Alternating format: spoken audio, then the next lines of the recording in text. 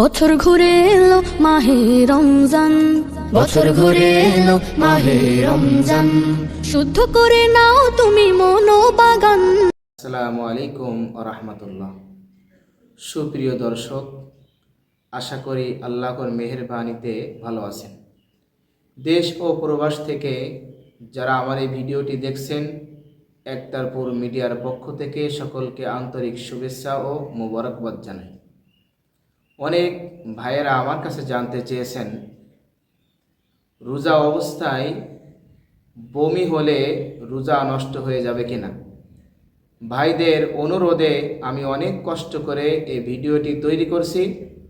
সকলের কাছে আমার উদারত আহ্বান রইল ভিডিওটি শেষ পর্যন্ত দেখার জন্য। আর দেরি নয়, শুরু করা যাক।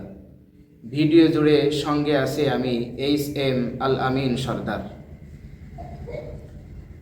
রোজা অবস্থায় যদি অনিচ্ছাকৃতভাবে বমি হয় তাহলে রোজা ভাঙবে না, এবং ইচ্ছাকৃতভাবে অল্প বমি করলে রোজা ভাঙবে না, মাকরুহ হবে না, তবে বিষয়টা ঠিক নয়।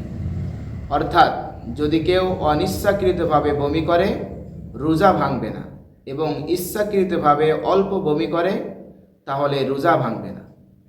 2 নম্বর বিষয় হলো, যদি কোনো ব্যক্তি রোজা অবস্থায় দাঁত তুলে ফেলে এবং রক্ত বের হয় কিন্তু তার পেটের ভিতরে না যায়, তাহলে তার রোজা ভাঙবে না। 3 নম্বর বিষয় হলো, যদি রোজা অবস্থায় সাপ, বিচ্ছু, কুকুর, বিড়াল যদি মানুষকে কামড় দেয় তাহলে রোজা ভাঙবে না।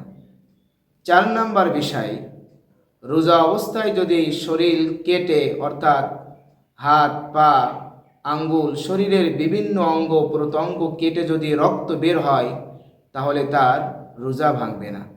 আশা করা যায় আমার বিষয়টি সঠিকভাবে বুঝেছেন। আল্লাহ তাআলা আমাকে সহ সবাইকে আমল করার তৌফিক দান করেন। আমিন।